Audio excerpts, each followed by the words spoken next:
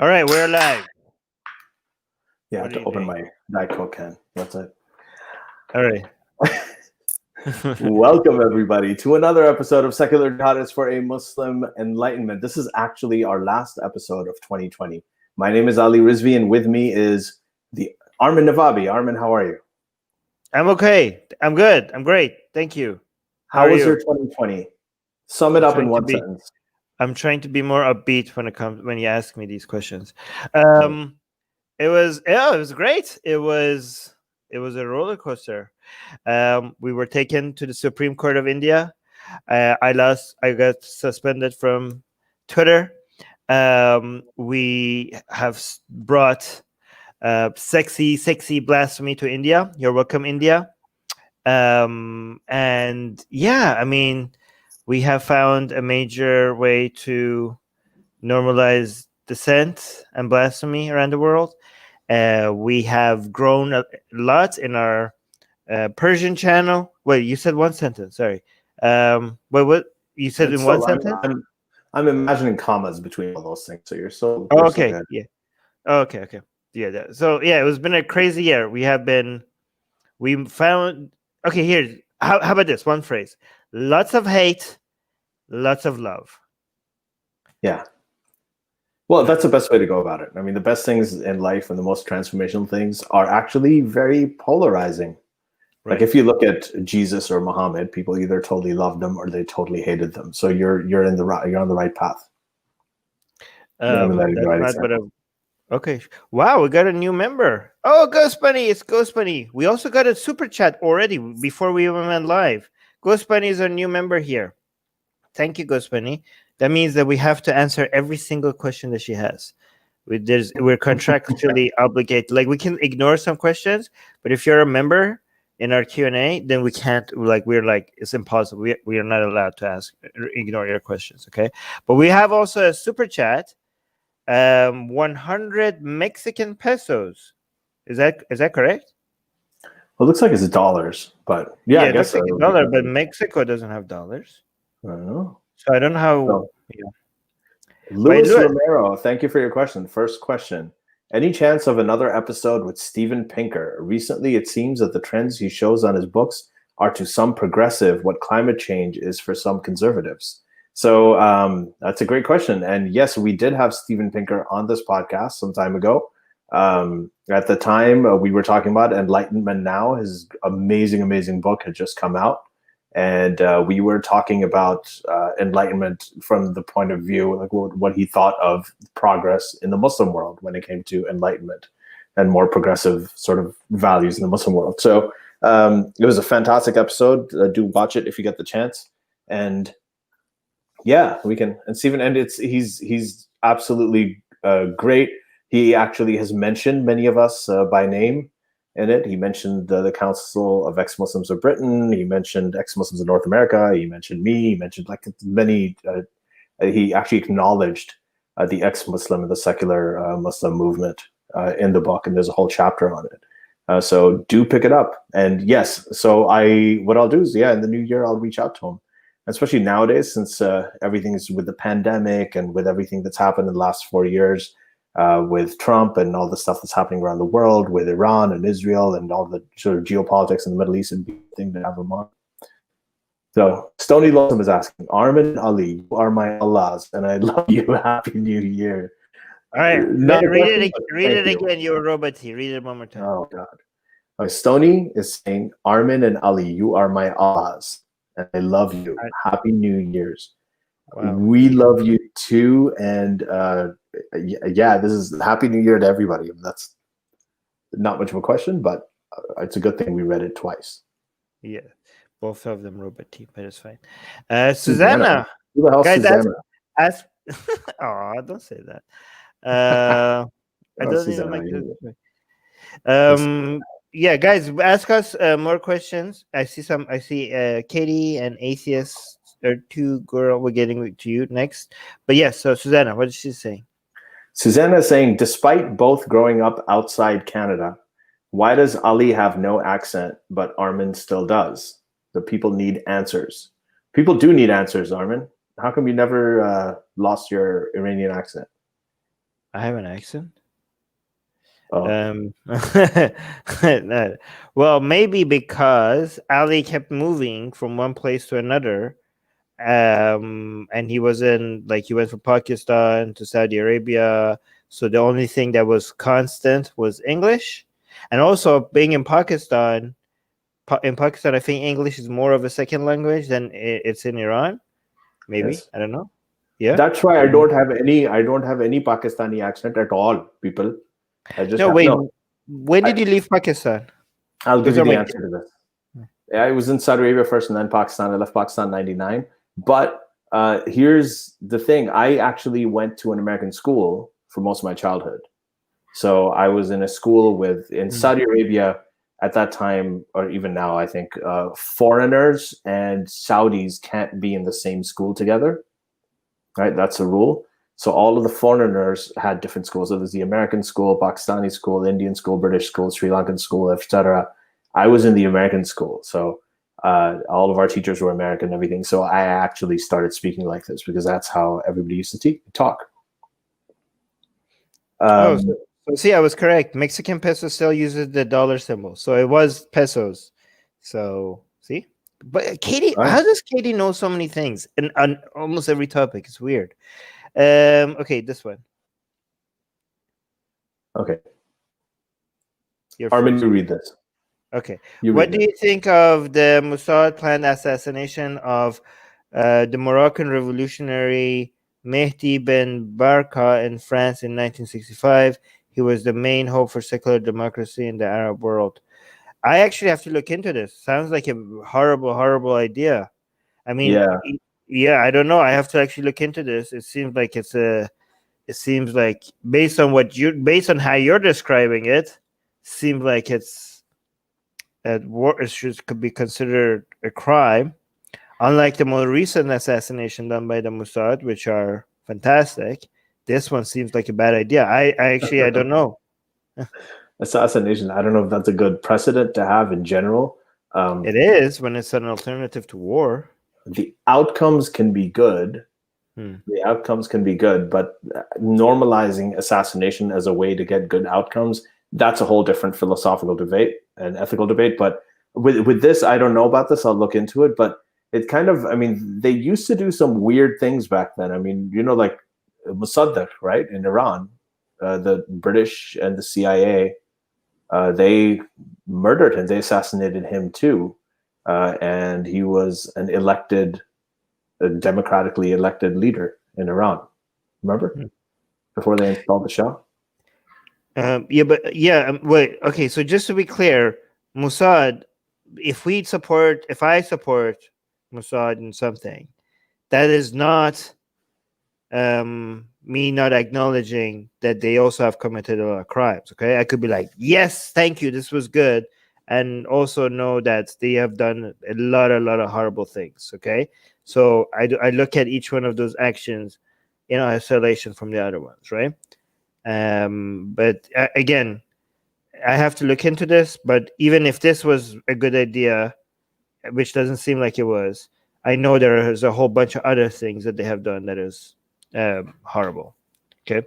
But Fakhrizade's assassination, perfectly done at the right time, the right person, and perfectly executed. Thank you, Mossad, for that. Well, executed having two meanings there. Okay. Let's go on. Right.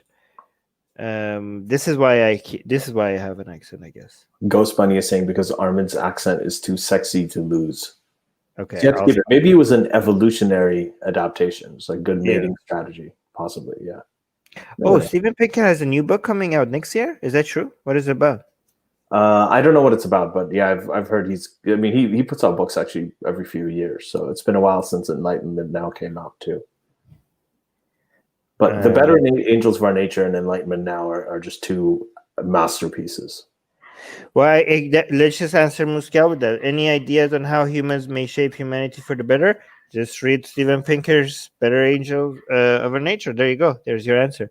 They actually are doing that, Muscal. I mean, if you watch Game of Thrones, I know that there's some fantasy and dragons and everything, but it's not very different from the historical accounts you read of Christian Europe, or when you read about Islamic history. I mean, that's the beheadings and the rampant rape and just the horror of it, the ridiculous punishments that they had.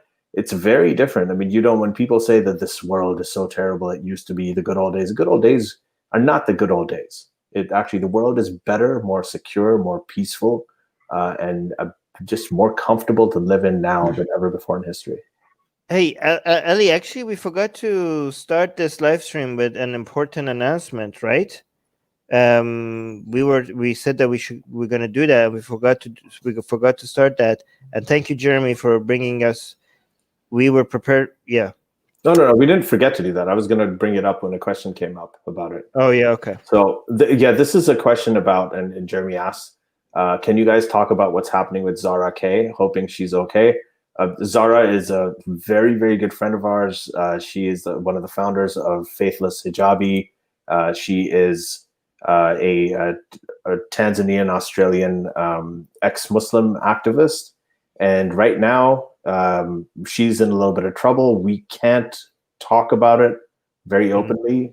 We're both very involved in trying to fix things here, and there's a huge effort underway to try and help her out.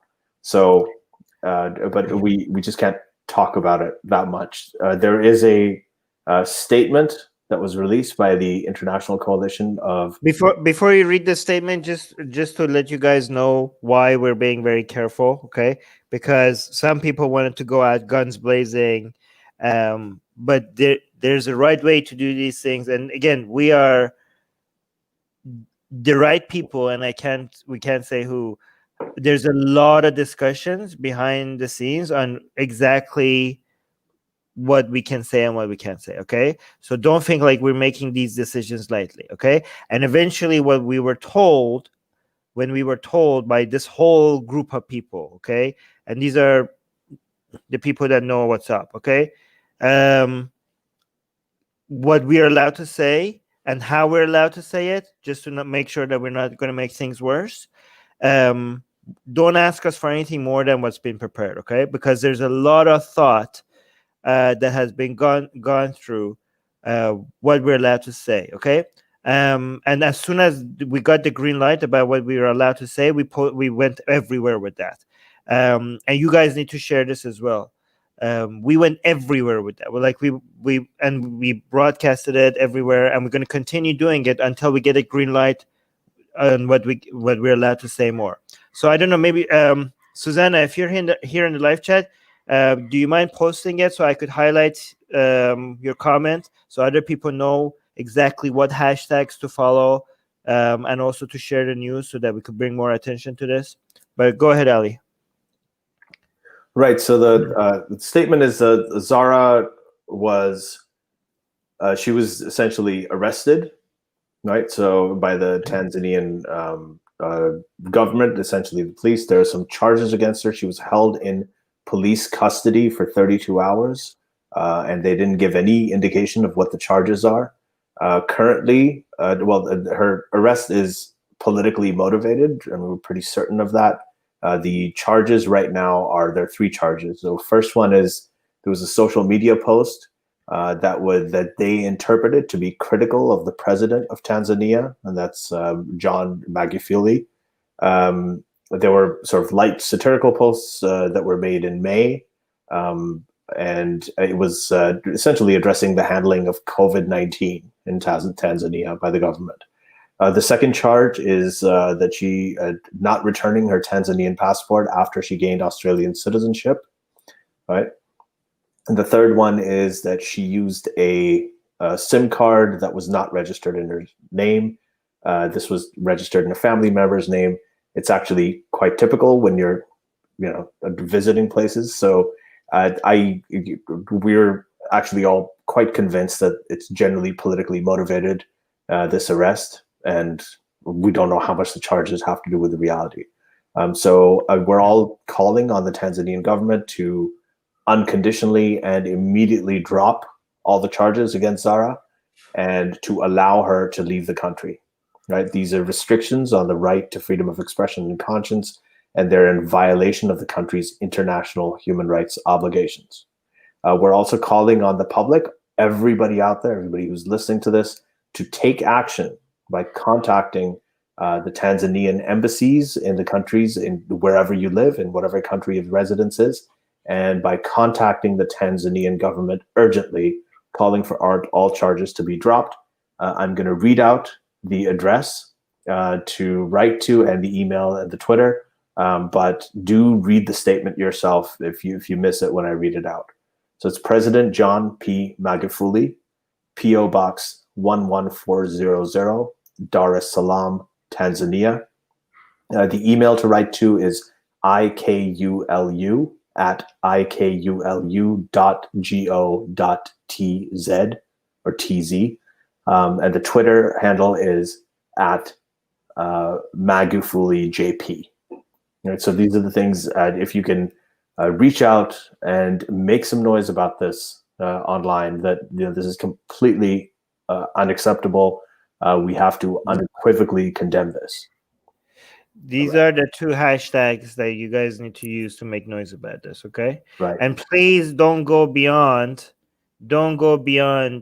If you hear anything that gives you a little bit more information than what has been discussed, don't spread that information if you know more, okay? Just only focus on the information right now that has been released. Yeah, the hashtags, I just want to read them out because you didn't. It's a hashtag justice for Zara, hashtag release Zara, and hashtag free Zara K. All right, so where were we? Thank you, Jeremy, for bringing this up. Okay, there we go. You could address this while I find my place in the... Right. So Kabir is asking, have you guys tried street epistemology?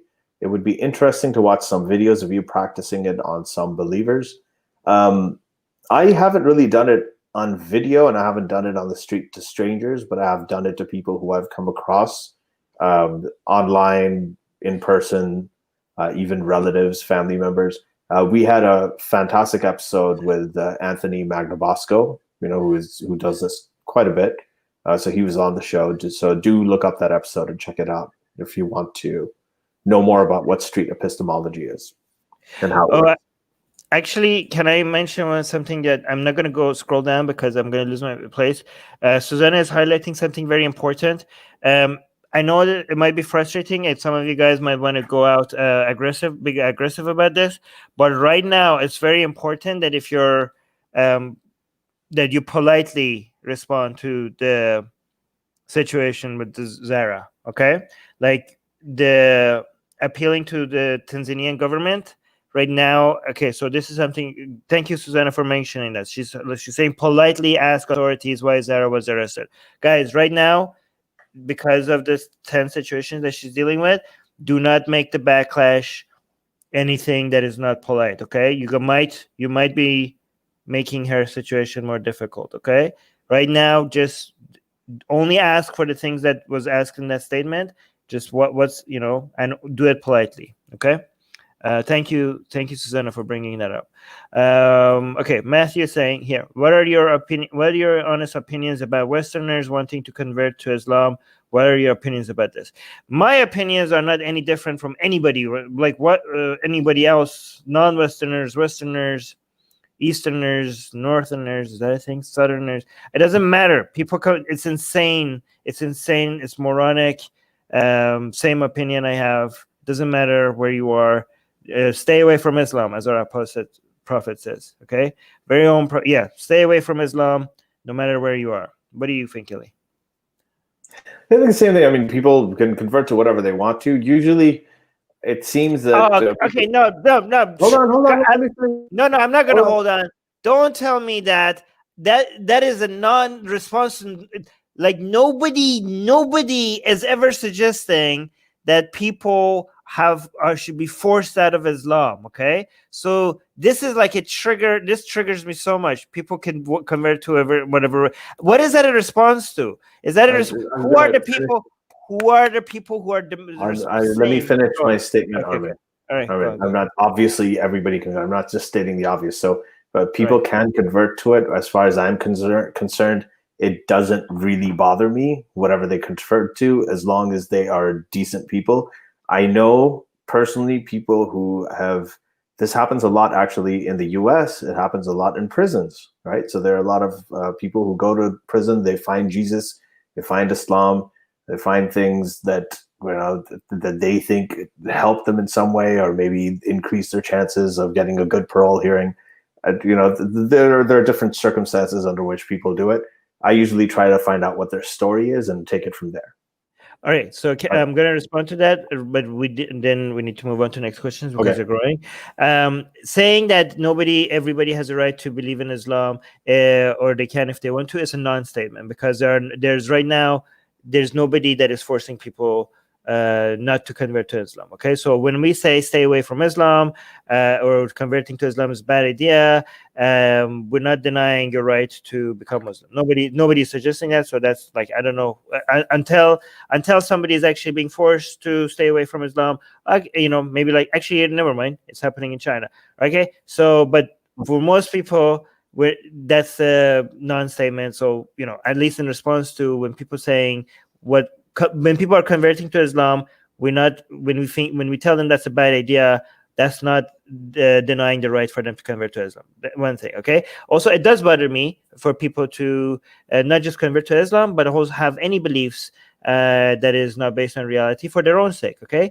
Because I think as a utilitarian, I think when people's beliefs match reality closer, it's going to be better for societies that they live in, it's going to be better for the planet, and it's going to be better for those individuals. So the more people that have more beliefs that is based on reality, it's better for the whole planet, and it's better for themselves. So I care about that, and I want that for them, and I want that for us. So I do care if people convert to Islam or they don't. I want one sentence to sum up what I'm saying, and that is this: that people, when they convert to Islam or convert to Christianity, convert to anything, it's usually for emotional reasons. So what I do is I try to find out what that reason is, and then it's case by case basis, and then but that doesn't negate the fact that we care if people convert to Islam. Just because we're trying to figure out why they're converting to Islam or why they're leaving Islam, that doesn't negate the fact that we do care if they convert or leave Islam.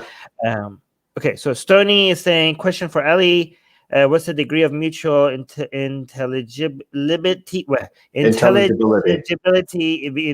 between Hindi and Urdu? I'm a linguistic student, but I have not much. I think he means by I'm not much familiar with Indo-Aryan languages. They're pretty much, like, I would say, over 95% the same. Really? Wow. Yeah, the only difference is there are some words here and there that are different, and most people who speak Hindi know the Urdu versions. Most people who speak Urdu know the Hindi versions. The only time it gets complicated is when you get into really formal literary Hindi and literary Urdu, but it's still quite intelligible. So, for example, dream in Urdu is khwab, in Hindi it's sapna, right? So there is a little bit more Persian influences. There are more Persian influences and Arabic influences on Urdu than there are on Hindi, and they're written differently. They're written in different scripts. But if you watch an Indian movie, a Hindi movie, what the funny thing is, like, most Pakistanis who speak Urdu watch Hindi movies all the time.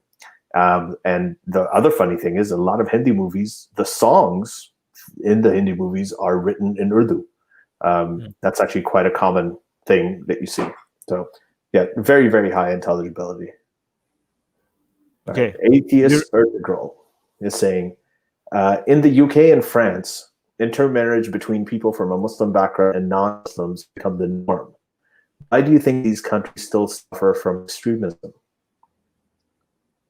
Your idea was a bit chubby, so I'm gonna, choppy, not chubby. I'm going to read it as myself. In the UK and France, intermarriage between people from a Muslim background and non-Muslims have become the norm. Why do you think these countries still suffer from extremism? I mean, they've suffered from extremism a lot less than before. Hasn't that been reduced? Yeah, relatively, hasn't that, like, the main like, these extremist activities are still common, but not in Western countries, right? Like they used to be a lot. The numbers have dropped significantly. Most of the extremism. Actually, I don't know. How do you define extremism? Are you talking about acts of T, which I'm not gonna say because on YouTube, or are we talking about just extremist views? That depends on what you mean by extremism. Because Yeah. if you're talking about acts, it has been dropped significantly. Yeah, I think that the numbers have gone down. The intensity may go up. So often, when people find themselves in a sort of minority where the extremists are becoming more and more of a minority, they tend to get louder. And they'll kill that one school teacher in France, and it's going to make headlines all over the world. And it'll seem like it's a very, very rampant phenomenon, but it's just not as rampant as when ISIS was in its heyday about 5-6 years ago. So I think a lot of it's going down. A lot of it's because of the younger generations of Muslims growing up in these Western countries as well. Ali, do you mind saying ISIS next time? Oh, crap. Sorry. It's okay. It never gets choppy when I say ISIS. Okay. Mars saying, okay, Ali, you read this. Is for you. Mars is saying, Ali, as someone with a medical background, what is your take on how the rate of the vaccination process is coming along and how it might shape the political landscape in 2021? In the US, I'm hearing that there are a lot of glitches. That they are thinking of putting out 20 million doses and also having the second doses ready for people. They haven't gotten that far. That was the goal before the end of December. They haven't gotten that far. It's at about 2 billion. The federal government, as in the Trump administration, said that basically going to leave it to the states, which he was doing throughout the pandemic for everything. But I think that it is the Biden administration wants to do 1 million doses a day, which people think is crazy, but it's actually quite reasonable and it's doable. So I think that it's going to get better and it's going to get ramped up. You just need leadership that makes it a priority. Really sorry to say, but that's actually factual at the moment. The leadership right now is not prioritizing vaccination. Elsewhere in the world, I think in Canada, I still have some of my physician friends who are waiting for their first dose and they haven't been vaccinated yet. So it does seem like it's going to be a bit of a long haul before they get it all out to the rest of the population. But I would anticipate that by the summer of 2021, most people will have been vaccinated. So got to be patient. It's a huge, massive, historically massive operation that they're trying to carry out right now around the world. Okay. Next question. What are your thoughts on Jink? How do you say it? Jink and Sam Harris. Yes. And Sam Harris debate that happened a few years ago. I mean, come on, guys. The Sam freaking Harris compared to Yes, he doesn't even understand what Sam was saying. Like he was like intellectually, it's like looking at a 3-year-old try to talk to like a professor. Like it was so like he was talking past him. Like he's such a lightweight compared to Sam Harris. Like it was not even a debate. It was just a baby crying and an adult trying to get him to understand that why he needs to behave. Like it was so pathetic. It was so like everything that Sam said. If you have to be so uncharitable and to misrepresent what he's saying the way he did, it was so bad. I mean, it's not even.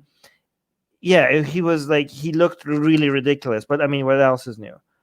From what I remember watching the conversation and thinking that some of what Sam was saying was getting through to Cenk. I mean, there are places where he was agreeing, but what was more remarkable was the aftermath. That after that, Cenk just kind of went right back to everything that he thought his sort of rigid ideas about everything that he sticks through no matter what. So it didn't really change anything in the long run. But anyway, It was I couldn't sit through the whole thing. Okay, Bulbul. Yay, Bulbul is here. Bulbul is saying, do you believe that some European countries will become Muslim majority by 2050? Right wing surely claims that. No. No. We actually have the opposite happening. We have to, I think it should be the Muslims worrying about Muslim countries becoming Muslim minority more than non-Muslim countries worrying about becoming Muslim majority. They're already worried about that. A lot of Muslim countries are worried about it. Every major Muslim scholar and preacher is talking about how atheism is a scourge that is taking over their youth. It's Yes. So not only European countries are not going to become Muslim majority countries, we might even see more and more Muslim Islamic countries become Muslim minority countries. Yeah, can I say one more thing about this? Bulbul, when they do these polls, when they say 2050, this percentage of the world, Islam will be the biggest religion, they are basically looking at people born in Muslim families and reproduction rates, right? So they are talking about it as if religion is transmitted through chromosomes. So according to them, right, according to these polls, Min and I are also part of the count of Muslims in the world. So you got a bit choppy, but I would add to that and say even if that was true, Ali, they will still not become Muslim majority. That's true. Yeah. Okay, cool. Katie knows both. Okay, so that's not a question, that's a comment. You would, okay. Yeah. There we go. So MJ is saying, what are the top 3 things you would do if you were president of the United States? Oh my God. Armin's going to love this. Who are you going to sign? Well, I'm going to go with the first thing I would do. I would do a trade policy based on different countries' human rights records. Okay. That would be the first thing I do. Right. So I would put I would drop the barriers to trade with every single country that has a good human rights record and increase it on every country, increase it significantly. And I would try to build an so that would be the same thing. First thing. Second thing I would do, I would try to give teeth to human rights and international organizations like the UN, actually make them functional. And try to build make the US lead a world coalition so that other countries like in Europe and so I will make a coalition of countries that every country that joins this drops every single trade barrier. They will have access to all of US markets without any tax barriers if they clean up their human rights record. Okay. And if they join this coalition, they have to have the same policy, right? To basically build a wall, build an economic powerhouse of countries that have a good human rights record, right? And this should make everybody happy, right? It should make all the, rich people happy and poor people happy, right? Rich people are like, oh my God, look at all this trade that we're gonna make money because look, barriers to free trade is being removed, and poor people who are oppressed should be happy as well because this is going to encourage a lot of politicians to clean up their human rights record to be able to take part in this coalition. What else? Okay, you go with your list. I'll think of the third. Well, in the immediate term, the vaccination effort we already talked about. So that's, the one thing. The second thing is the reasons that the 2 main reasons that the US is a superpower in the world right now is innovation and immigration. Those are the 2 things. So put a lot into that. Innovation as in, entrepreneurs, investing in people who have really cool ideas, really making it an ideas economy. And the second thing is optimizing the immigration process, which right now is in tatters, to make sure that the kind of skilled people that the U.S. has produced, most of them have been immigrants, and that has been the lifeblood of the U.S.'s progress and economic success. in the world, right? So that's the second thing. As far as the foreign policy goes, I would say this thing about Saudi Arabia, oil-producing countries, dictatorships, clean energy is the way to get rid of all of that. The more like right now, the U.S., the new incoming government in the U.S. is actually speaking out a lot more against Saudi Arabia, and they're intending to go against Saudi Arabia, and they can do that because the U.S. is not as dependent on the oil of Saudi Arabia anymore, right? So the chances are, that the human rights activist woman who just got that sentence, Yeah. the 6 years. So it's actually going to be a lot less. I mean, there's a great article in the Washington Post about it. I won't get into that right now. It's a separate issue. Hopefully, we'll get a question on it. But I think that those are the top three things. Okay, the two other things I would do, I'll go through it really quickly. When it comes to education, I will try to go, because the progress is going away from colleges and university and towards people having more access to education themselves online, and like try to, instead of trying to get the government to be to subsidize people's like public schools or public colleges or universities, I would try to take that funding and make it a result based, like when people like make it like have a more standardized testing where people could go self learn with whatever tools they have. So basically, to reduce the cost of education, it doesn't really matter if you go to an expensive university or a cheap university, or if you learn online by yourself. You get funding for your education if you pass certain tests, right? So you have government, I think, removing all of the funding for public universities and public colleges, and just letting people figure out the way. And if they do the work and do the study, they get funding because they pass a test. This will significantly reduce the cost, the government's cost of supporting education. When it comes to healthcare, what I would do is that instead of getting the government involved, first of all, I will try to destroy the monopolies and the involvement of insurance companies by breaking them apart.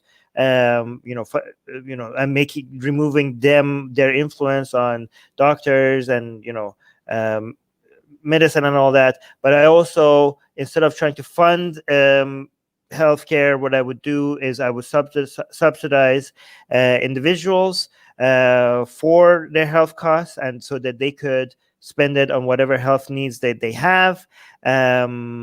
And so this way it will increase competition. At the same time, you're subsidizing health, but you're also not getting in the way in promoting competition, which will lower the costs. And I also make sure that I subsidize people who are taking preventive measures as well, right? So your subsidy will go higher if you quit smoking, if you exercise, if you go and show that you're making progress based on key health metrics, that you have taken measures to show that your blood test or whatever, your weight is making improvements. I will have some, I would redirect the funding to just directly being involved in healthcare, to promoting taking care of health. I think this would be a much reduced cost for the government if you take more preemptive measures, if you promote people taking more preemptive measures. Anyways, that was healthcare, but that's a separate debate. Yes, that's a second. Okay. Well, I lost my place. Okay, so let me just highlight this before I find that. You could deal with that while I find. Okay. Nusantara Rising is saying, religion aside, what philosophies do you subscribe to? Asking a Aurelian Stoic. What philosophy do I subscribe to? I'm a utilitarianist. I'm a libertarian. I'm a consequentialist. What else? Okay, what about you, Ali? I don't know. What do you think? I'm a determinist. Okay, determinist, utilitarian, consequentialist, libertarian. I can't think of other things. I'm agnostic for when it comes to most of these things. So okay. There we go. All right. Katie Lynn is saying, how did both of you first come across liberal ideas growing up in conservative countries? I guess Armin grew up in a liberal family, but what about Ali? Well, I grew up in a sort of a moderate family. I mean, they weren't super, super, super liberal, but they were more liberal than Saudi Arabia. They were more liberal than most conservative Muslim families. So both my parents were U.S. educated. So yeah, when it came to liberal ideas, I sort of always had a sense of it. A lot of it was that I was seeing what was happening around me in Saudi and Pakistan, and I just thought it was wrong. It's like, this should not happen. So some of it, when I was a little kid, was very intuitive. The other part of it was really when I was, I think, 10 years old, saw Carl Sagan's Cosmos in school. They showed it to us. And that it didn't really give me the answers as much as it just made me think about things differently. You know? So it just kind of taught me how to think rather than what to think. Okay. Do this one. Ertugrul saying, a 2020 internal Turkish poll in Turkey showed only 74% of adults aged between 18 to 29 believe the Quran is the word of God. I'm not surprised. If that is true, I don't know if this was an online poll. I don't know if it was a formal poll where, there was how the samples were selected and weighted and so on. So, I don't know, but I wouldn't be surprised that age group between 18 and 29, anywhere in the Muslim world, that anywhere from half to, half or more than half of young people don't think that the Quran is a literal word of God. It's just not something that resonates anymore like it used to. I agree with Susanna. I would federally ban and criminalize circumcision as well. Oh yeah, of course. It's child abuse. It's absolute child abuse. If it didn't have religion behind it, it would shut down everybody who's doing it. It's absolute child abuse. Yeah, I would definitely make an executive order. Okay, this one, did we see? Oh yeah, I've seen that, Nicentera, and yeah, that was a long time ago, so I don't know what I think. You gotta read out the question, Armin, for people listening. Yeah. Have you seen Caspian Report's video on Islamic science? What are your thoughts? I watched it so long ago that I don't remember. I think overall I had a favorable view. By the way, no, actually, let me make it clear. It should not be called Islamic science. It was science done by Muslims. Okay. There's no such thing as Islamic science. There's no such thing as Christian science. There's no such thing as Jewish science. There's no such thing as Hindu science, okay? These are science. These are people who are scientists, who do science, use a scientific method to gather information, and has nothing to do. They just happen to be a Muslim. They just happen to be Christian. They just happen to be Jewish or Hindu. Them doing science has nothing to do with their religion. They happen to be, okay? The Arab Empire grew to a certain size that had enough wealth to be able to do science and philosophy and art instead of just doing grades, and everybody was a Muslim at that time. So the people that ended up doing science and used the scientific method to figure out information and just happened to be Muslim at the same time, right? None of the science that they did has anything to do with Islamic teaching, and that's why it should never be called Islamic science, okay? You could call it maybe Arab science or Persian science or whatever. It's just science. It's just science, okay? It's people doing science in spite of Islam, not because of Islam. So don't call it Islamic science. All right, cool. What do you think, Ellie? I completely agree. We've made the same point many times. Completely agree. Right. Okay, there we go. Fawad Ali's asking, how old were you guys when you became an atheist? 18. Well, 16 agnostic. 16 starting to doubt. 18, I was like, yeah, atheist, full on atheist. I didn't know it was called being an atheist, but it was. What do you think? I went through. I started to doubt. I think when I was 5, when I wrote about it in my book. When my cousin, my 3-year-old cousin, died. But as I grew up, there were times when I dabbled in and out. I think I fully became. I never liked the word atheist. I was an atheist, but I never liked the word. When I truly became comfortable with it was, I think, in in my early 20s, like maybe 23, something like that. But I was essentially, I used to call myself agnostic, but I was an atheist. Bulbul is saying, what are your thoughts on Rumi? I don't have any thoughts on Rumi, which is weird because as an Iranian, You should, right? yeah, like this. I just know he's very, very, very celebrated, but I'm like, meh. What about you? Yeah, I kind of agree with you. I don't. I mean, he's written some things that are really like just the way poetry moves you. He's got that, but I just don't feel like he was as extraordinary as people think he is. But I mean, it's good to read. There's some pretty stuff that he wrote. You know which Persian poet is actually extraordinary? Like, forget Rumi. Omar Khayyam? Yes. Yeah.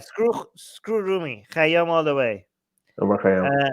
Because there's a poet named Mirza Ghalib from India, and he used to write in Urdu, but he also wrote a lot of Persian poetry. I obviously don't understand the Persian poetry, but I think some of the things he wrote are just the absolute most amazing things. And he was secular. Like you could tell how atheistic and how anti-theistic he was. And it's amazing. Like a lot of these places, like in Iran and India and Pakistan, everything, they have this history, this treasure trove of secular poets and literateurs, but you don't hear about it as much, about that side of their background. There we go.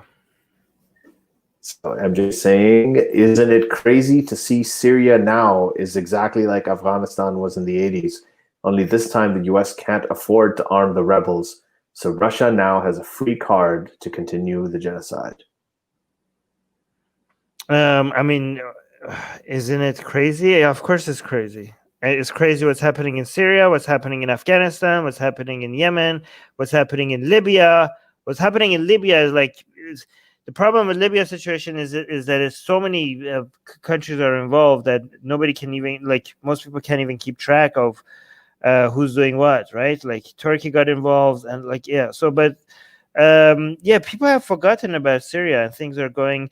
What's crazy about Syria is that Assad is still in power. Like after the whole world coming out and trying to remove Assad, he's still there. He's like still chilling there.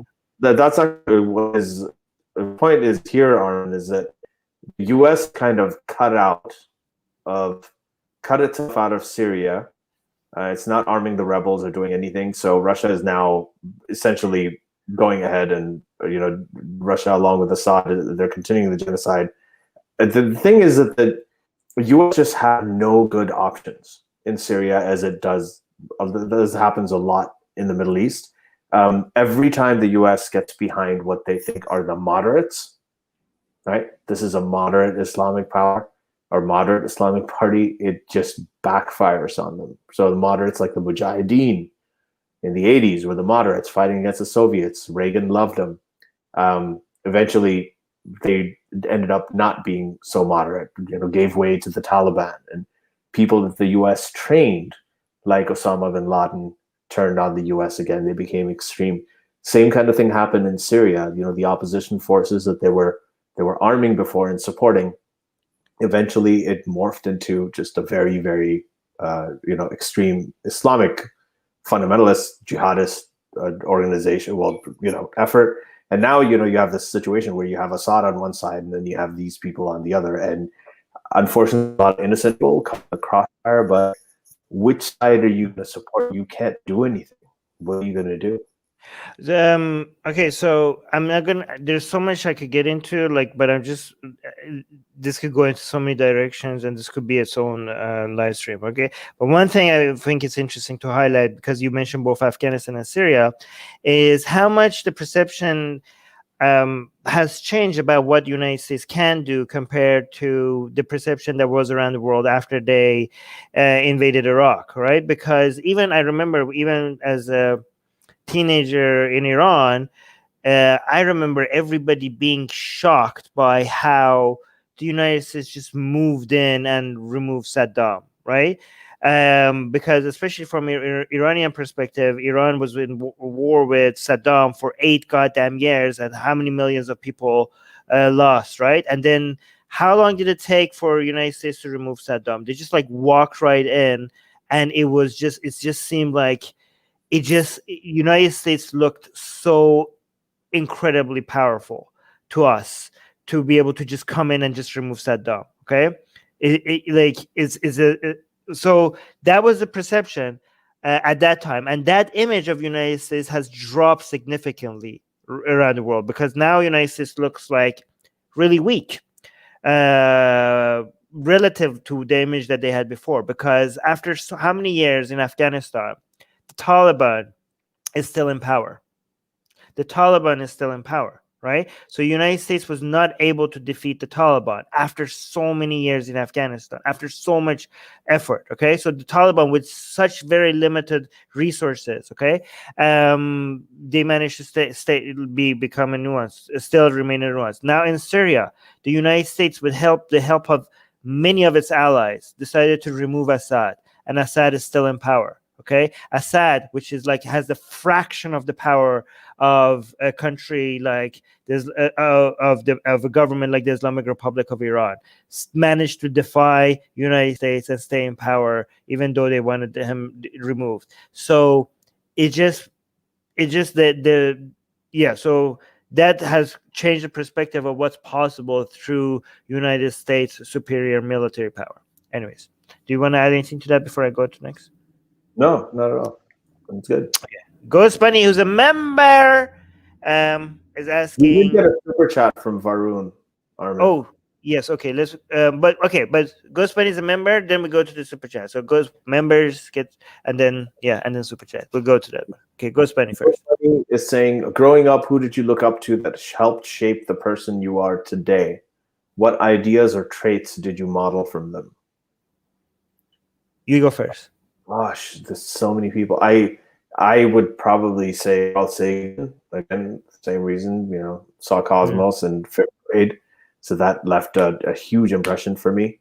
There was a cousin of mine, right, who basically had pirated versions of all the Bertrand Russell books there. And he made me think about a lot of things and think differently. That also shaped it as a personality too. I think that people who use reason to solve problems were more sort of solution oriented rather than more sort of on the side of using emotion to resolve things or approach things. I found I lean that way too. And there's a teacher of mine, Bob Puffer, in 7th grade, who I found really, really, I love the way he did things. He used to basically take the books, show us what was in them, throw them away, and then teach us everything from scratch. So he taught me how to you got to learn the rules and know them inside out before you can break them, which is very effective. I think that's one of the most useful life lessons I've ever learned. Armin. For me, it was Mendel, who's not even an atheist. He was like a priest in a church, wasn't he? But he was also the guy behind Mendel, the guy that did the beans with the flowers and the. Mendelian, the geneticist. Yes, because he wasn't accepted into university, so he just decided to do his experiment in his own garden, in the back of the church, with all these flowers and the beans and all. And then he was like, how many years did it take for him to collect all this data and revolutionize genetics without even knowing what genes are, just by the data that he was collecting? Like all these biologists before him, the way he just looked at biology was different. Like everybody was just like, hey, let's look at look at cells and look at what they're trying to happen. And he was just like looking at it from a completely revolutionary perspective, just by looking at the numbers, he counting things and bringing math into biology was like something so out of the box that nobody even took him seriously. He was so ahead of his time that that his science was like went ignored for many years after he died, and then when it was discovered, even after many years after he died, it was still revolutionary that many years later, right? And the fact that he managed to find out so much about genetics without even knowing what genes are, just by counting the different colors and the different bean shapes and stuff, it's just so. I was like, as a kid, I felt so sorry for him that he sent all of the, after so many years of research, he piled it up, he sent it, and it was sent back to him immediately, rejected. And it was like, and then it was a big fu, and he just died without anybody noticing all the stuff that he did, right? And he did all of that, even though he didn't get into, like, he was trying to get to university and nobody accepted him, so he just did his own science, and he revolutionized genetics, and just by himself. I actually didn't know this story, so now I need to see it. If they made a movie about this, they should. They should. And yeah, so, and he was he was like a priest or something, right?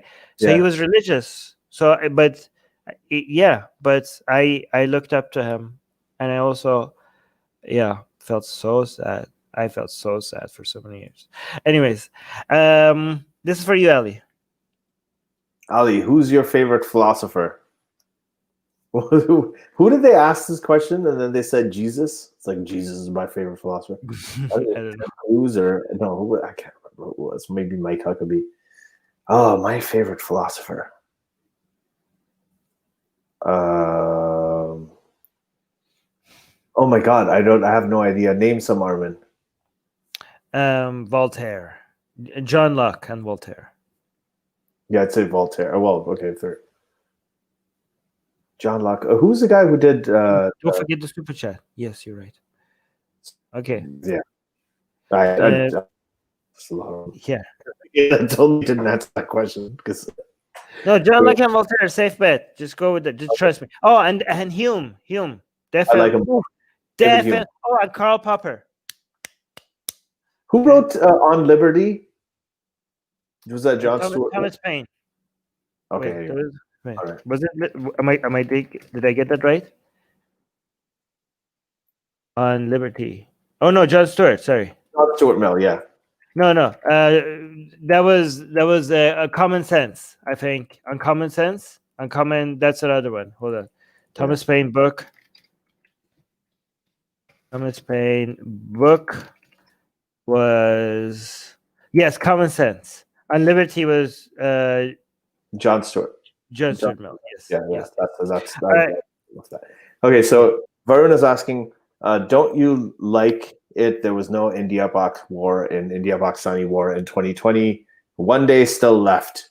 Well, over there, not really. I mean, it's already the 31st there, so I don't know what's going to happen. Yeah, it's kind of interesting, what's happening there. I'm hearing one side. I'm seeing pictures of people in India destroying mosques, and then I see somebody in Pakistan destroying temples, and each side is saying, look what the other is doing. It's just, I don't know what to make of it anymore. I mean, there's this, I don't. Is this because they have nukes, though? No. Yeah, they have nukes. It's probably a good thing in retrospect that they have nukes. But it won't be a mutually assured destruction, right? It still works. Yeah. Thank you so much for the $5 super chat, everyone. Yeah, I mean, I like the up to everybody's focusing on how bad 2020 was. I like how you're like, hey guys, come on, let's focus on some silver lining here. I like the way you think, Varun. Yeah. Silver lining. There's no Indo-Pak war. There was no war. It's a pretty high bar. I mean, it's not. I mean, come on, look at the history. It's not that high of a bar. But still. Yeah. And is there any TV shows you guys recently saw and enjoyed? Oh, I got one. What's yours? Castlevania. High Castle? Oh, what? No, Castlevania. Castlevania? Yes. Castlevania, for sure. Easy. Oof. What is that? The only show that I willingly watched twice. Castlevania. What's it about? What's the premise? It's okay. It seems like cringe, okay, because it's like Uh-oh. Dracula and stuff, but it's about science and religion and lots of violence. Okay, I mean, lots of sex, lots of good kind of sex. Okay, like it's very sexy, it's very violent, and it's about the war between. It's about morality. It's about science versus religion. It's just perfect. It's just perfect. Okay, it's perfect. Yes. Castlevania. Is it on Netflix? What's it on? Yeah, it's on Netflix actually. Yeah. Yeah. How old is it? The last season was in 2017. It's Oh, 4 seasons. For the fourth season, I think is coming soon. okay. Yeah. Yeah. For me, I would really recommend this. I'm actually watching this right now. I don't know how I discovered it, but it's an Australian show called Rake. Okay. It is. I think it started. It was in this, from a few years ago. It ended. There's 5 seasons, and it is just as a writer, I just think it's one of the most brilliantly, intelligently written shows recently that I've watched. They tried to do an American version. I don't know how far that got, but the Australian version is just amazing. If any of you guys liked House MD with Hugh Laurie, this is like that, except it's about a lawyer, right, who has the same kind of personality, says everything's dysfunctional, but in the smartest, wittiest, and most hilarious way. So definitely watch it. Okay, so Bish is saying that, Armin, I guess you found your second favorite anime after Death Note. Technically, Castlevania is not anime; it's anime inspired. So is it animated? It's animated, but it's not anime. Just because the style is inspired by it's American, it's not even Japanese or anything like that. Just because it's anime, just because the style is anime inspired, doesn't make it anime. Okay, anime is a very specific. I tried anime. The only thing that I ever liked was Death Note. Tried everything else. All of it was crap. Death Note was good. It was really good, but just because of the gameplay. But yeah, Castlevania is technically not anime. Yeah. Okay, there we go. Katie is saying. So this is what Bish said. Yeah, Katie saying our main Castlevania is very anime influenced. Yeah, anime influenced, but not anime. The game was made in Japan. The only reason it's not anime proper is because it's US made. Yeah. Well, yeah, that's what I said. It's US. It's not. That doesn't. It's not anime. That makes it not anime. Oh, we got a super sticker with no question. $1 super sticker. It's a smiley face with dollar signs. I can't show it here. StreamYard doesn't show you the sticker, but we got a super sticker. $1. Thank you so much, Mick. That's very nice. Where were we? Oh, here. I lost my place. Just 1 second. I was one by Doorknob Head. I know it. We have somebody called. That's so cool. How many people have listeners named Doorknob Head? Okay, let's do Bulbos while I find my place. Okay, so Bulbul is saying views on the paradox of declining female happiness, i.e., that is that the happiness of women has gone down with feminism and women empowerment. Hakikaju uses this to justify Islam. Can I comment on this? I think that I found my place. Okay, go ahead. You comment on this. Yeah, I think that is that's possibly one of the most idiotic premises I've ever seen.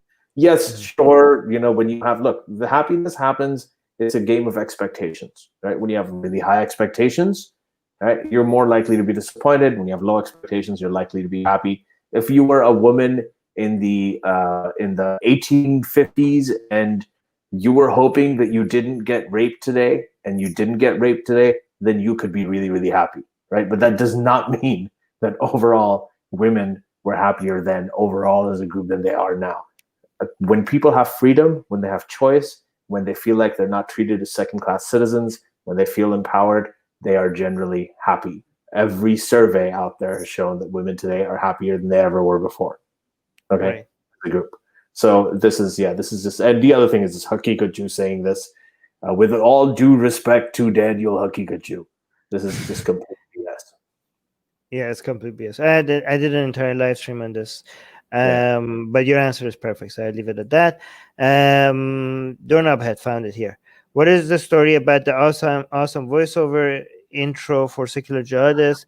Design is making baby kittens, whatever it was. Who wrote that? Professional voiceover actor. I wrote that, right? I remember that, yeah. And I think Yeah. I did some modifications to it. Oh yes, Ali edited it. Ali edited it. Yes, he changed it. Edited. Yes. Here's the thing. I usually I have good ideas. I just really suck at editing and making it sound professional. Like with my book, like I just dump my ideas on a piece of paper, and then the editors make it sound intelligent. Right. So I do the same thing with Ali. I just dump my ideas on a piece of paper, and Ali makes it intelligent. Yeah. I love that it feels weird though.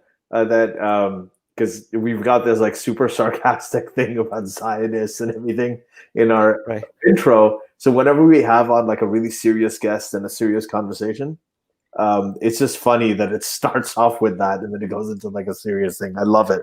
Do you know why? Do you remember, Ali, why I decided to add the tiny kittens in there? No. I added the tiny kittens in there because I figured out that there are so many people that are so dumb that they're gonna think that if we don't, like, this is a serious thing, right? And I said, like, if I don't put the tiny kittens in there, there are some people that are gonna look at that entire intro and they're gonna take it seriously and they're gonna think we actually mean that. That's how dumb people are. No, I get it. Like I sometimes I used to think about that on Twitter, but now recently I've started enjoying it when dumb people take jokes seriously, and I never clear it up. In fact, it's more fun to double it down and just let them think. I know, but for the sake of not getting removed from platforms and stuff, I need to make it so clear that this is a joke, that we don't, that. So just like, let's include the tiny kitten one in there, just so that makes. I like the way the dude said it. He says, "A tiny kittens." He says, "Who does the voiceover? Do you like?" We just got somebody to do it for us. Yeah, we paid for it. Can we say it or no? It's just just a gig that you sell online. Oh, okay. Yeah. Okay. Cool. Here. Okay, so here's Mick Johnson saying, have you guys ever checked out Benoit Mandelbrot? This is a fractal guy.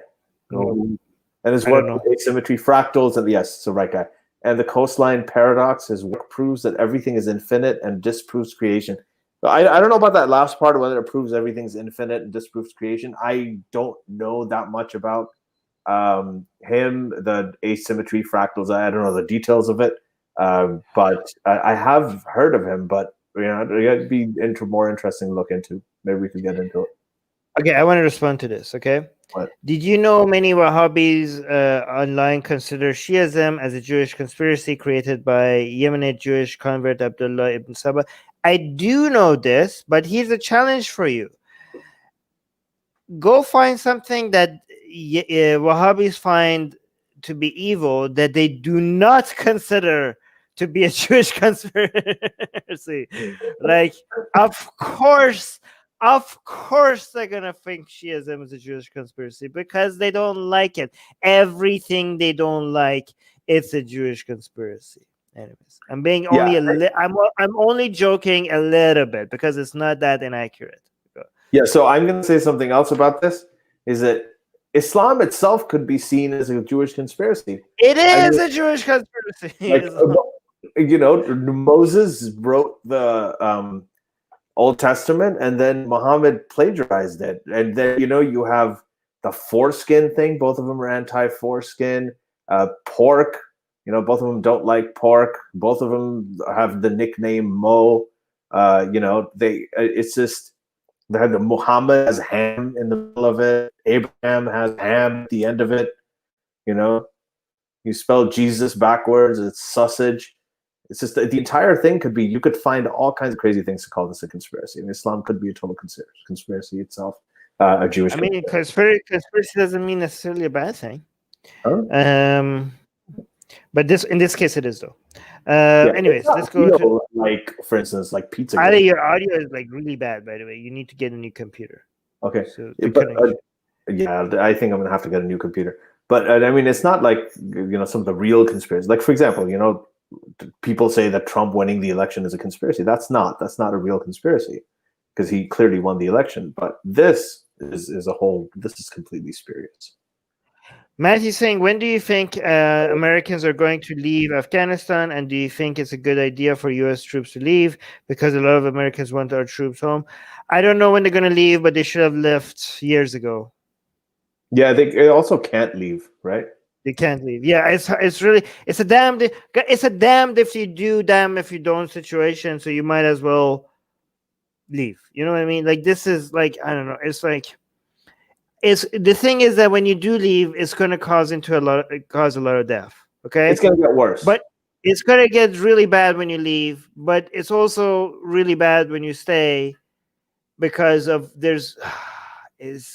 But given how bad it is that you stay or you don't stay, you might as well just leave. You know what I mean? No, But it's worse. If I don't know. It's like it's actually it's going to be really bad when they leave. Look, this is a place where there is a cesspool of stuff and planning, and where people can run amok and they can plan things against. This is from an American national interest point of view. They plan things against the U.S. And if it's let to fester, it just keeps going worse and worse and worse. And you saw what happened in 9/11. It's not like those things can't happen again. The U.S. presence there is just to ensure and to keep a watch on everything and to be aware of everything that is going on over there. That's why the U.S. presence is there, and to quash anything that happens very, very early on. So they have to stay there. They cannot leave. They will never leave. They will not leave. It's so difficult though, because it's such a giant waste of so much resources, and there are people that are dying because they're there. So many people. But if they leave, there's going to be even more people that are going to die because they left, and Taliban's just going to take over, and it's going to it's just there's no right answer. There's no right answer to this. Like, I don't know. Like, I don't envy the people that have to. Like, it's not. Yeah. Do you agree? Like, it's just such a. The fact that they're there is causing such a giant mess, but them leaving is going to cause another. So if you want to endorse them leaving, then if they leave, the slaughter and the blood that is going to be filling the streets is going to be you endorsed it. You know what I mean? So maybe maybe it's better to just say, like, I don't know, right? Like, I don't know. How about that? I don't know. I actually think it is going to be worse for them if they leave, but this was one of the objectives of, say, Osama bin Laden, who said that it wasn't. I mean, he knew he couldn't bring down the whole U.S. by bombing 2 skyscrapers. Right? That wasn't going to happen. But the way that he could bring down the U.S. According to his sort of goal, like the plan that he was to bleed them dry, like have them spread so far and so all over the world that they had very limited resources to act anywhere with any kind of impact, any kind of serious impact. So it was one of the goals, and unfortunately it's a necessity. I mean, there's still in a lot of countries where they're not needed anymore, but I just don't think they can leave. I think it's worse if they leave. I'm just saying, what are your opinions about Tulsi Gabbard? She's an anti-establishment outsider, but a pathetic apologist for Assad. And yes, actually, and Modi. Yes, those are the main things I know about her. Also, she came out against some trans stuff recently. I don't know if that's a big deal or not. But yes, the main thing I hate about her is like her defense of Assad and Modi. What do you think, Ellie? Yeah, I'm not. I think that she's. I agree with this. I just think that she's an apologist for like Assad. Being an outsider doesn't mean anything good. As Trump is an outsider. Yeah, I don't. This anti-establishment. If your establishment is actually a good thing and it's sane, and your outsiders are idiots, then it's whether you're an outsider or not doesn't really make a difference. I think that's just a dumb way to look at things. Katie, you want to read this one? Yeah. When was the first time you came to know about the concept of irreligion and that there are people who do not believe in gods? It took me years to realize that, even as an atheist. Good question. You have one? When was the first time? Go for it. I was the first person that I knew of that didn't believe in God. That I know, like in real life, right? Because the only two people that we were told in school about other people who don't believe in God was Marx and Freud, and both of them were like a warning. So basically, when I became an atheist myself, the only atheist I knew was Marx, Freud, and myself. I didn't know any other atheists. And then the only reason why I found other atheists is because I decided to make an online community to see if there's anybody else like me that doesn't believe in God. And that's how Atheist Republic was born. So because I made like a group for atheists to find each other, and it just grew so many. I realized, wow, there's so many of us. What about you? Yeah, for me, it's I wrote about this in the last chapter of my book. The first time I met somebody, I was in 8th grade. There's a Swedish kid who sat in front of me, and we were talking, and I said something about God, and he's like, "Oh, okay," and he didn't really care. He was just like, "Yeah, we don't believe in God." I'm like, "What do you mean we?" He's like, "My family." Is like, "Your mom and dad don't either?" He's like, "No." Like, then what? Then the first thing I asked him was like, "Then you can do anything you want to? You like kill people? You can do everything?" And he's like, "No, of course you can't." I said, "Well, why not?" And he said, "Because it's the wrong thing to do." And that was an epiphany for me. I still remember the conversation. I was like, "Oh, wow, yeah, that's right. You still wouldn't do those things because they're just the wrong thing to do, even if you don't believe in God." Katie is asking, Ali's quite choppy. Are we getting New Year, new Ali's connection next month? No, Ali got a new connection, but apparently, given that it's choppy today as well, that means that this whole time the problem was not his connection, it's his computer, right? I get this new connection. I got a new place. I got all of this stuff just to fix this, and then it turns out it was my computer. So I'm gonna actually, I'll have to. That's the resolution for the new year. Okay. Do you think we could get a new computer by next episode? I don't think so. I just moved here, so I have to paste things. But here's the thing: like my Zoom works. My other StreamYard thing that when I do my personal thing, that's actually quite smooth. It's just on this StreamYard because I think we have a different plan, right, Armin? We have the highest plan that we need. Like in terms of resolution and all that? Oh yeah. We're doing HD. That's why maybe. Okay, HD. That possibly is it. We got the plan that gets us to we upgraded so we could do HD. Yeah. Yeah, because so I do work from home. I've been doing that for like. Must be heavy on your CPU, so you need a better computer. Yeah, well, you need another computer. Okay. Oh, okay. Wait, where is it? Okay, cool. Where was it? Here. Katie is saying, I have told you before about inviting Peter Friedrich. I believe he has really good info on Hindutva connections in the West, including Tulsi Gabbard. Yeah, I have. So I have this, and I think I wanted his contact information. Yeah, I'll look back into it. I definitely have this like in one of my notes. So I'll reach out to him. This is a year. Awesome. Do you think the U.S. meeting with Taliban and discussing over Afghanistan is disrespecting to Afghanistan legislative government? I don't think they have a choice. Yeah. I don't really think they have any choice. The Taliban is just right. You can't do anything without the Taliban. Yeah, this is after 18 years, remember? This is after over 18 years of war. And there's no other way. Ghost Bunny. What are your plans for 2021, assuming things are better and we can all start traveling and being in groups again? More blasphemy. Sexier than last time. Oh, man.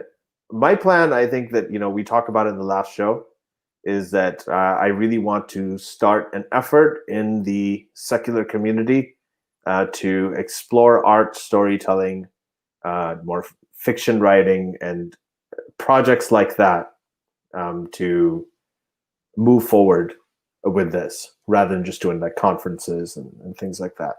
So I am kind of looking forward to it. But overall, like personal plans, Personal plans, just when it happens, I want to travel. I want to research my next book. So I want to go to Jordan and Israel and Egypt, because that's where a lot of it's going to take place. So that's the first place I'll probably travel. All right. Okay. Santara saying, do you see the U.S. heading for balkanization? The dual identities of the country seem irreconcilable in the long run. Baptist versus Wokadeen. Yeah, I don't know that much about this. Armin, do you? I don't think it's not gonna happen. It's just not gonna happen. Come on, guys. Come on. United States is gonna keep growing and keep getting. It's gonna become relevantly less powerful than other countries, but it's gonna still become more powerful than it was before. It's gonna be fine. It's gonna be okay. All right. United States is gonna. I think overall it's gonna be okay. I think the extremes happened a lot when you have extremes in power. You know, when you had Trump in power, that actually legitimized the cult a lot more, and extremes legitimize extremes, and I think that I don't think that's sustainable. I think with United States went through a stress test with Trump, and it was perfectly withhold. Like you saw all the systems, all the checks and balances managed to keep everything together. Like you can see that this is a country that cannot go through a coup like the other countries. It's not like there's just so many barriers to things falling apart. Like you see that the infrastructure and the foundations of this country is way too strong. I think Trump was a perfect stress test to demonstrate that to the whole world. Most liberals just still are not buying into the woke thing. It's very prominent. It's dangerous. Of course it is. It's toxic, but it's just there was a round rejection of that kind of thinking this year, even at the voting booths. So hopefully it doesn't get worse. There you go. The atheist. All right. So Optimus Prime is saying, what's the title of Ali's book? It's called The Atheist Muslim. Get it. It's really, really good. It's called if you haven't read it. The Atheist Muslim. If you're confused by the title, good. Read the book and you won't be. Yes. Again, but Ali doesn't deny that this is a contradiction, but it's supposed to grab your attention. Yes, it's deliberate. Okay, Matthew. So Matthew, I heard that the Taliban made opium and heroin production illegal before the U.S. invaded, before they needed funds for weapons. What are your thoughts about opium farmers in Afghanistan? Well, I mean, I think it should be legal, but it's complicated because it would devastate a lot of Afghanistan's economy if you do. So it's kind of like a damn if you do, damn if you don't kind of situation. I mean, you're basically selling poison to a whole world for the sake of some people not going poor. So yeah, it's like I have to get my utilitarian calculator out, and I don't have a utilitarian calculator that could take in all the consequences of these things into account. Like it's not, these are I mean, when the early years when the United States took over, there was this attempt to make it stop, and then people realized that like it's just there's just too much dependent on it. It's just such a mess. It's just like there are some places when you look at and you like there's so many conflicting interests and so many situations where you damn if you do, damn if you don't, that you just like, you know what, I'm glad somebody smart, much smarter than me is like looking into this, because there's just so many external factors, right? Afghanistan is one of those situations where you look at it and it's just such a hot mess. Pakistan is one of those situations. Actually, Pakistan at least is not confusing, okay? Because Afghanistan, there's so many things that if you move into one direction, so many people are going to get hurt. If you move to another direction, other people are going to get hurt. Pakistan, most of the mess, you know that it's pretty simple. You know that it's going in the wrong direction. I mean, it's sad that it's going in the wrong direction, but you could easily point out like, yeah, this is wrong, right? Libya is one of those other situations that there's just so many external factors and so many different players involved that you can't even. I mean, here's what I could tell you with a little bit of confidence. The vast majority of people, they give you hard answers to this with high degree of confidence. They are talking out of their ass. Okay, so if somebody says like this is the right thing to do, that's the right thing to do, especially when it comes to Afghanistan. Like I kind of did that and I had to walk it back earlier. It's just so complicated. What do you think, Ellie? Yeah, I think I don't really have a whole opinion of this. I don't think it's as big a deal as people are thinking about. Like in terms of a lot of people have huge conspiracy theories around the opium. Yeah, but chop you again? No. I'm just saying no. I'm not giving into the conspiracy theories. It is part of the economy. No. I'm not talking about what you're saying. I'm just saying. I'm just answering the question directly. But yeah, overall, I agree with you. Yeah. Ghostman is saying, Armin, the art with Kalima, Mother Mary, and Aisha was pretty hot. Looking forward to see how you top that. Okay, they so are really hot. Those cartoons are really hot. The ones that yes, you do. Yeah. The latest one, I had to remove it because apparently Facebook doesn't like it when there is when you're suggesting that somebody is grabbing a woman's boobs. Okay, so even if you censor the nipples, if there's any suggestion that even if it's behind a censored, if you show that somebody is like touching someone else, a woman's boob, man's boob apparently is okay, but a woman's boob being touched, like that's a violation. So I removed that art. I'm gonna add it back. I'm hearing some echo. I'm gonna add it back with more censorship. Okay. So, given how Facebook is sensitive about the art that we're putting out there, even with the censorship, even with no nipples and Callie was dripping in this one. Okay, Callie was like dripping. Okay, with her lust for Aisha. Okay, and we blocked all of that. So if you want to see the uncensored version of all of this, it's only available on Atheist Republic Patreon because there's no other platform. I'm actually very happy with Patreon on how much they're letting us get away with everything. Apparently, all of this is allowed on Patreon as long as it's animation and not real people. Like I realized we could get away with a lot more than what we're even doing on Patreon. So Patreon is very good. But Facebook, be sensitive. Even if we cover the sexy part, Facebook is like, no. So the next art that we have is going to be Goddess Radha from Hinduism and Muhammad. And we were planning on Muhammad dominating over her. And we were planning to have intercourse actually involved in this one, right? And to show it was like full on, we go like escalate things to the next level, right?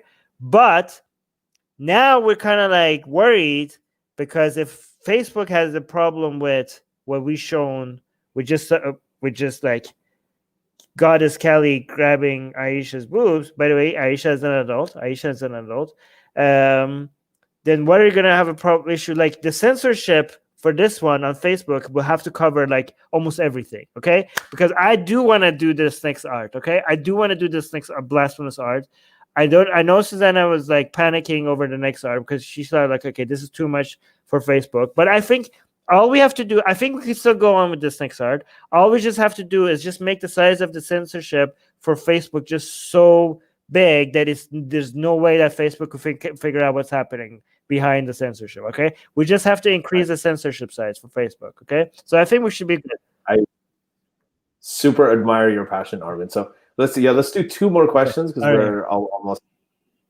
Can I just say one thing else about the art? I just realized. Okay, Ali, you know how we say people are dumb? Uh-huh. People keep saying, you know what the comment we're getting, the most common comment we're getting over that the blasphemous art with Aisha, and we're saying Aisha is 18. You know what the number one comment is like Aisha was not 18, Aisha was 9. That's the most common answer we're getting. Is that why you're putting the 18 in there all the time? Because no, we're getting that comment after we say this is Aisha. This is after Muhammad's death. When Muhammad died, Aisha was 18. And the only comment that is repetitive that we see in all of this art, other than oh my god, this is hot, or oh my god, this is pointless. The third most common comment is that Aisha was not 9. Aisha was 18. And I want to slap somebody because I'm like, okay, so she was 9 and she stayed 9 forever. Like, what does that mean? Like, they think like, you're like, what are you talking about? How could Aisha be 18? Aisha was 9. Like, I just want to go find each one of these people and slap them. I just want to slap every single one of them. Like, what do you mean she was 9? Like, she never grew up. Anyways, I just had to. I just had to like say that. Sorry, because it just pisses me off. Katie, okay. Do you think that many people in the upper echelons in any far right organization often just use religion as a tool to control a huge number of people while being atheists themselves? Do I think that? I don't think that, Katie. I know that they say this. They openly say it. They think Christianity is moronic, for example, but they say that it's part of the Western identity, and they have to use it, and they have to manage the crowd, the morons that follow them with this. Like, they openly say that. So yeah, I don't just think that. I know this because they admit it. But what do you think, Ellie? What do you think? Let me just read this. Usually as a tool to control a huge number of people while being atheists themselves. I don't know about that. What do you mean you don't know about that? They say it. I'm talking about like ethno-nationalists that are using Christianity as a way to defend against. Yeah, most of them aren't. Some of them do. Some of them look at it as an identity. He didn't say most. He said many. If he said most, I would be skeptical. Yeah, of course. Yeah, they do. They've admitted it. Like Milo Yiannopoulos and then Douglas Murray and all these people. They seem to be very, they seem to fetishize. She's saying far right. I'm talking about the Richard. No, I'm talking not just about far right people. I'm talking about just even mainstream conservatives. A lot of them say, okay, well, we're atheists, but this is a good thing for us, Christianity. They kind of fetishize it as a symbol of their European heritage or whatever. Right. But anyway, so we got to wrap up. I just got a call. Okay, last question then. I'm just saying, Armin, have you got backlash for your openness to sex as a male from radical feminists? Here in India, you will be hated for this by women rights activists. Yes, short answer. Because Ali has to go, so I'm going to give you a short answer and say yes. Sorry, guys, something just came up, so. That's okay. But yeah, thank you guys. And thank you for supporting us. Thank you for your questions. And we're going to do more live streams maybe in the future. So make sure you subscribe and grow this channel. Get your friends. Get each one of you go out and find us 10 more subscribers. Okay? Go. Do it. Go. All right. Bye. Bye. Okay.